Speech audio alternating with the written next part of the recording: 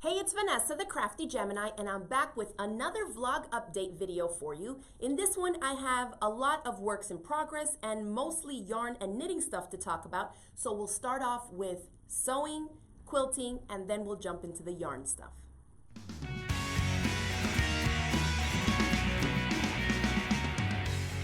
Alright, so for garment sewing, my bomber jacket class is still running. Right now we've covered all the videos for students that are in the class. All the videos are posted on how to make the entire unlined jacket.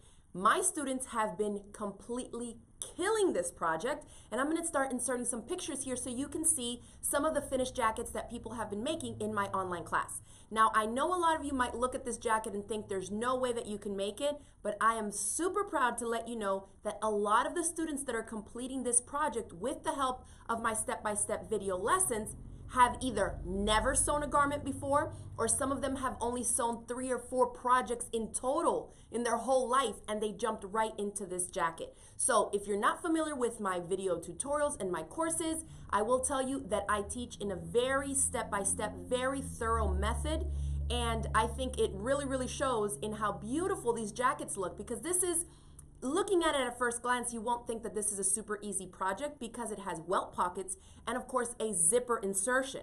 There's also multiple different types of fabrics that we're working with because the cuffs, the collar, and the waistband include a ribbing fabric that is different in the makeup and the amount of stretch than the fabric that we're using for sleeves, for the front panels, and for the back panel. But it is, and I totally stand by this, a beginner-friendly project.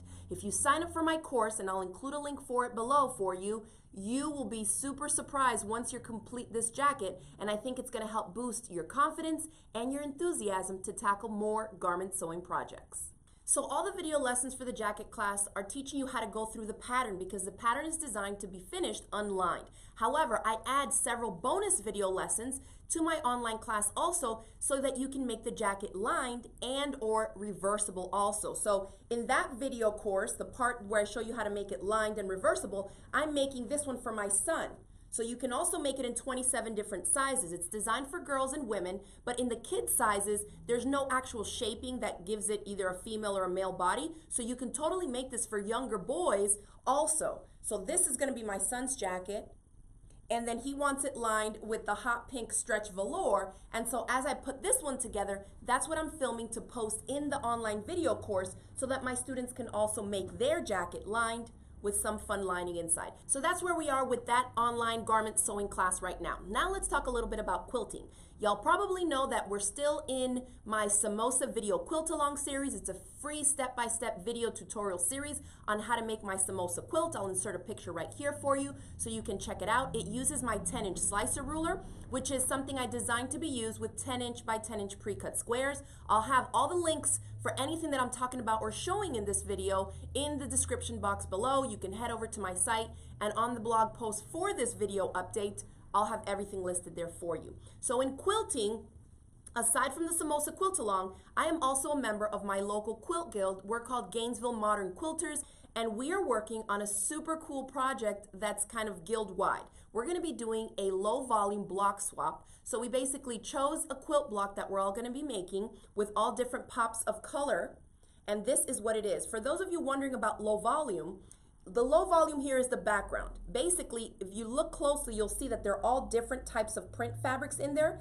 and they're not all white or gray or beige or neutral, but when they all come together in the finished block, they play as a neutral. Because of the contrast that we have with the little plus sign in the center, everything else in the background reads like white, right? Like a plain neutral background. And so that's what we're gonna be making. We're making a bunch of these blocks. Then we're going to bring them to a meeting. We're going to swap blocks, so we'll all end up with tons of different background fabric pieces here that are low volume. All right? So I'm super excited about that because, as you know me, I love color, and I know I'm going to have a ton of different pops of color for the plus signs on the inside, especially because they won't all be from my fabric. I'll be getting blocks that some of my guild members made, and I'm super excited about putting it all together. All right, so now let's jump into a yarn haul. This is yarn that I've purchased myself. Here is one, sorry for the crinkling sound, but here is one. This is the February Mini Club by Hugh Loco, okay? And if you're not familiar with Nicole from Huloco, this girl is amazing. She has an amazing eye for color. She also has a YouTube channel with a podcast. So this batch of mini skeins, there's 10 in here. Apologies for the crinkling. I'm gonna take some out so you can see them. Oh my goodness. I'm like obsessed with hand-dyed yarns. And this is a very expensive obsession. So, as you probably have followed me on social media, we started hand dyeing our own yarn too so we can play around with some fun colors. But these are all on her merino spun sock base, and that is 80% superwash merino and 20% nylon. There's about 80 yards of yarn in each one of these. This is a sock weight, all right, fingering weight yarn. And oh my word, look at this, y'all. This one's called Pixie Dust. This one's Magical. This one is called Bewitched. How cute is that? And then this one's called Spellbound. Love, love, love it. So I got a bunch of little minis like that. A lot of times people will ask, like, what do you plan to do with this little bit of nothing? Because you can't really make an entire project from this. But I'm kind of getting into sock knitting now. And so I imagine having the toes, the heels, cuffs, and things like that done with these little pops of funky color. And then maybe keeping the rest a more muted tone or more towards the side of a solid. I think that would be super duper fun. And that's right along the lines of what I like. And that is a ton of pops of color. So I'm excited about that. That I recently bought. Then another recent purchase is this. This is from Brown Sheep Co. This is their Lamb's Pride Superwash Bulky. It's 100% wool. And you're probably wondering why I have so much. Well, remember in a previous vlog update, I talked about one of my goals in knitting is to knit myself a garment, like a cardigan or a sweater. And so I think I talked about this last time. I found a pattern that I got. It's by Joji Locatelli, and it's called the Easy One. It's a pullover sweater that she has a pattern for, and she makes it, I think, with like a thinner yarn, but she also came out with the Easy One Bulky, which is the pattern for using bulky yarn to make it, and it's supposed to whip up super easily. The reviews are great on it, and so I don't know when I'm gonna start it, but that's kind of what I had in mind when I got this. This is classified as a number 5 weight, so bulky weight, and the color is Riff Blue. You probably can't see that, but it's like a grayish blue, like a heathered, and it looks so good. I really don't want to open this bag because these balls are going to go flying, but let me get you a close-up here so you can kind of see the color. Isn't that pretty? So these each are 110 yards approximately on each one of these little balls, and I think I got this on sale. So I mean, as you can see, there's so much yarn that you have to get for a garment, especially in the larger sizes. And so I found this on a really good sale. So I purchased, you know, sweaters quantity of it and then some.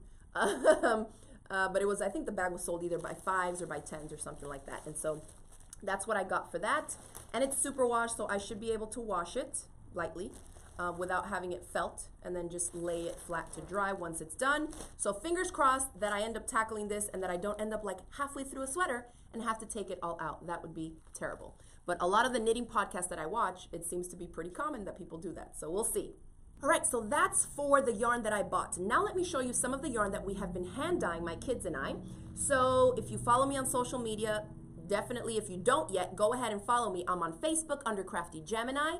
You can also find me on Instagram, which is probably where I'm the most active. Tons of posts every day, especially little short video clips in my Insta stories I do there. And my handle on Instagram is Crafty Gemini. So if you don't already follow me, go ahead and head over to your Instagram account and just do a search for Crafty Gemini and you'll find me that way. So I've been posting some links to the yarn, or some posts I should say, to the yarn that my kids and I have been dyeing. First, we started off with some fiber reactive dyes. We use like Procyon MX dyes. But we added citric acid instead of like the soda ash, because those dyes are typically used to dye fabric. And when you're dyeing a protein fiber like wool, you want to use the acid dyes. And so we swapped it over. We just used a citric acid to make it acidic to dye the wool yarn with. And it worked out great. We're still experimenting, right? So a lot of fun. But I'll show you the skeins that we dyed. I dyed one that looks like this. It's I used a red and a turquoise. And where the red and the turquoise blended, you can see that I got some nice purples in there. So a really, really fun yarn. I could not wait. Once we finished dyeing it, it dried overnight. We wound it into the hanks and we were like, okay, let's finish. This is me and my kids. Let's set it aside. And when we finish the current projects that we're working on, we'll wind these up. That didn't work. We brought it right to the studio where I had my Swift and my ball winder. I wound them up. I immediately started swatching it to see how it knitted up, because a lot of times when you have these hand-dyed yarns, you can't predict exactly how it's going to turn out unless you already have a set method that you do to get a specific type of hand-dyed yarn. Does that make sense? And because I'm just like there with the dye and I did whatever I wanted to, I wasn't sure what it would look like in the stitched up fabric. And so I started with a simple hat pattern. Look how cute. This is that same yarn that I dyed. And I'll include some pictures here on the side so y'all can see the yarn as I was dyeing it in the pot and what it looked like in the end, and you can see it on this hat. Now this is an amazing beginner project. One of my friends recommended it to me. It's on Ravelry. The free pattern is called the Photographer Hat. It's amazing. Super easy to do, and it uses worsted weight yarn, so it whips up pretty quickly. I made this, I think, in 2 days. And I have a ton of other stuff to do, but when I get obsessed, I'm telling you, I get obsessed. Now this, I did it all on circulars. Some people on Instagram were asking me how I did the decreases here. I just did it on circular needles. I do not own DPNs or double pointed needles, and I don't know how to use them, or I've never tried at least. I've seen them used, but I just use circulars. I went as far down with the decreasing as I could before the tips of my circulars were like too long to get in there. And it's basically, I went all the way, and I think I just missed the last 2 rounds. So like 1 decrease round and 1 regular knit round. And so I just cut the yarn, wove it, weaved it through all the stitches, and then just cinched it shut.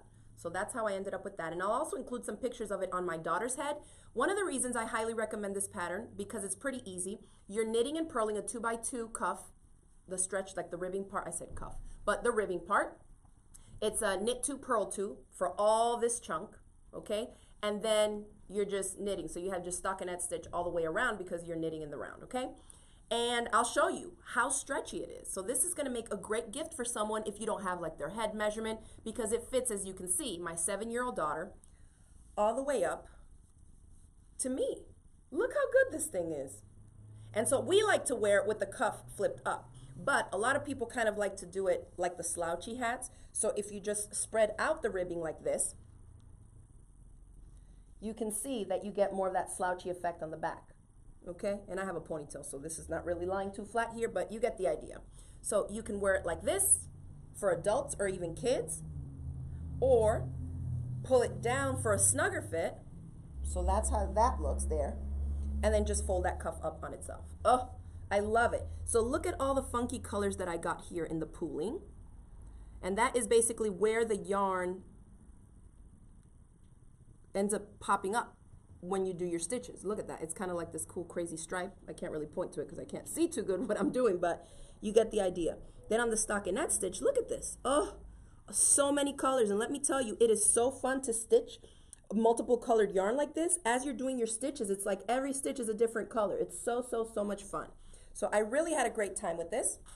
And I didn't even have to use the entire skein, the 100-gram skein. So I ended up having a little bit left over. Let me fix myself there.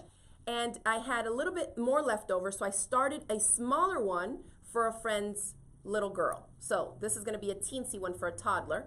But again, I think this one, I think you cast on 80-something stitches. I'll include a link to the free pattern below. And then on this one, I just I cast on, I think 64 or 68 stitches, something like that. But you can see the ribbing looks super little, but when you stretch it, that's how stretchy it is. It stretches almost 3 times as much. So really fun and beginner-friendly project to tackle. I highly recommend it, and I'm excited that I get to make 2 little hats out of the 100-gram hank that I hand-dyed myself. Super excited. So that was fun, and that is 100% superwash merino wool, just in case anybody was wondering. Actually, I have the same yarn that we use. So we get our yarn from Knit Picks, and this is their Bare Wool of the Andes superwash worsted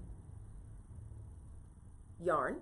It's about 220 yards in one of these hanks, and it's 100 grams. It's a worsted weight, so classified as a 4, and it's 100% superwash merino wool. And this is the same yarn that I started with here.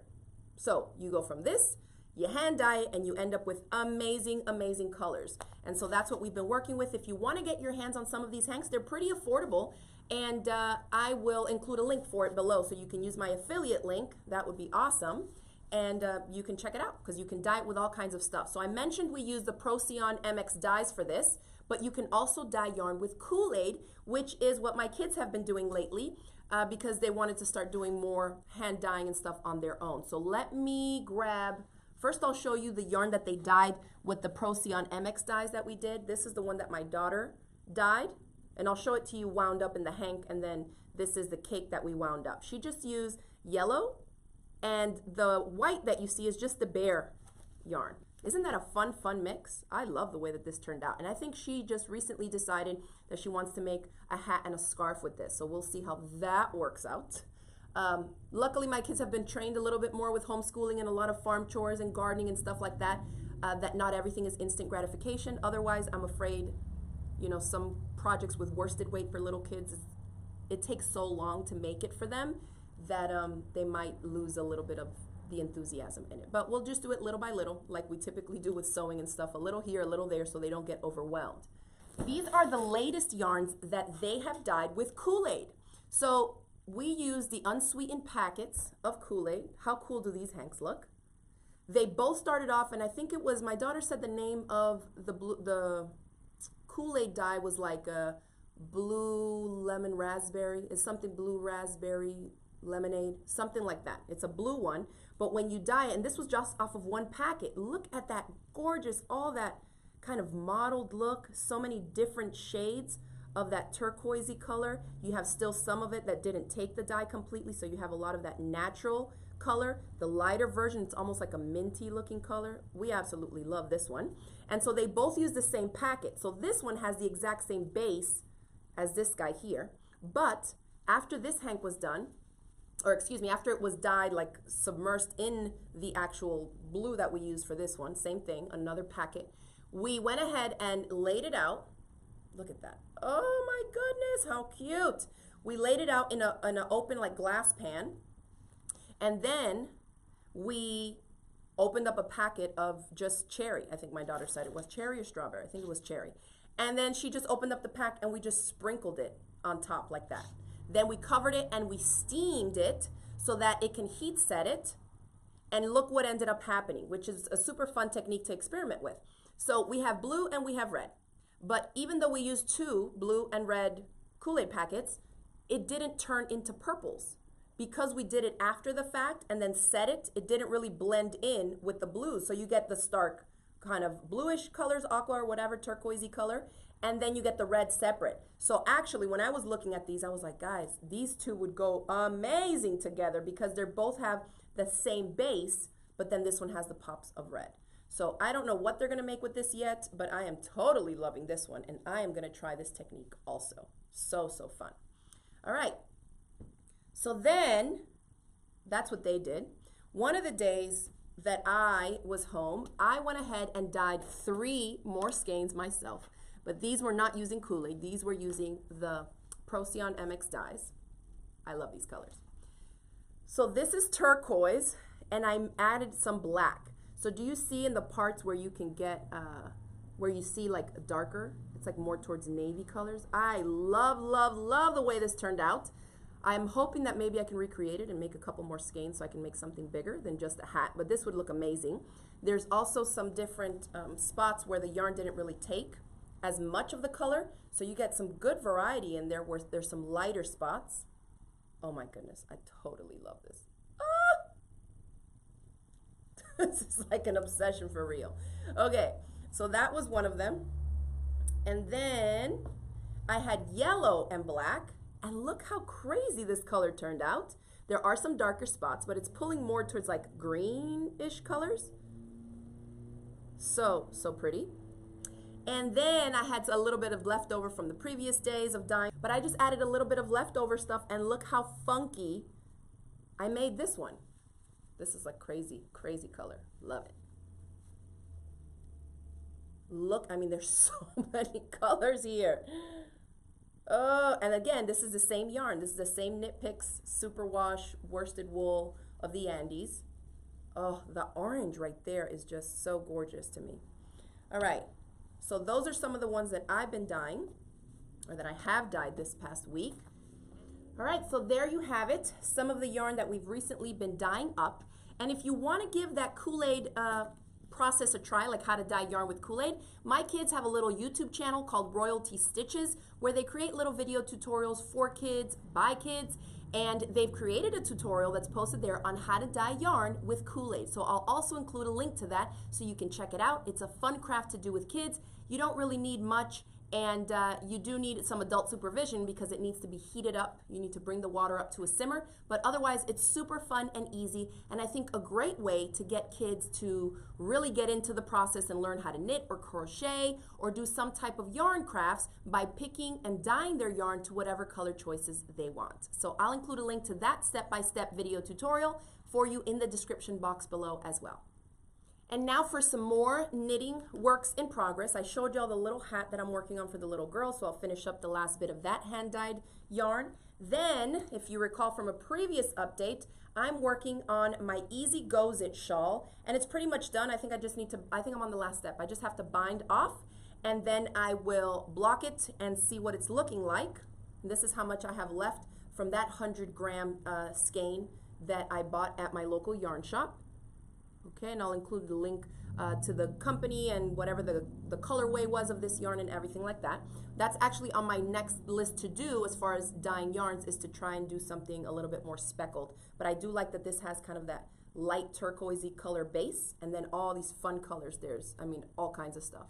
Navy blues, some pops of hot pink, some yellows. It's really, really pretty. So I'm kind of excited to get done with that project because I haven't worked on it in a while, but I just need to get it off my needles. The next work in progress is the same hat, the same photographer hat, but I'm working on one for my husband, as I shared with y'all in a previous video that I had got this yarn at my local yarn shop. So for this one, once I finished the photographer hat, I had my husband try it on, and it's a little bit too snug for his head. So if you're making it for a guy, you might want to cast on some more or adjust your gauge accordingly. This one, I'm up to the ribbing part. I'm not done with the ribbing yet. It's going to be kind of hard to see since it's black, but you can see that the fabric is a little bit airier because this is a thinner yarn than worsted weight, what the pattern calls for, and this is like a DK weight, and I went up on the needle sizes. So I cast on the ribbing here with a size 8 needle, and on this one it tells you to cast on to do the ribbing with a size 6 needle. So it's a little bit airier, which is fine for us. Obviously, if you live in a cold climate and you really want a densely knit hat that keeps you warmer, you probably want to adjust how many stitches you cast on instead to make it bigger, but still stick to the size 6 needles. We live in Florida. It's not that serious. So it's stretchier, it's open, it's looser, it's really nice. I like it. I'm not quite done with the ribbing, and then after, when I get to the part of the hat part that's all just done in stockinette stitch, that's where I'm going to start introducing some stripes with these colors. Probably, let me see, I have this much left of the black, just done the ribbing. I have some more black here, so I may be alternating the color, like the stripe in colors, with some black in between them. I'm not quite sure. I'm kind of inventing it as I go, and this part fits him around the head good, so I'm going to do a little bit more ribbing so that he also has the option to flip that ribbing cuff up, just like we like to wear the photographer hat.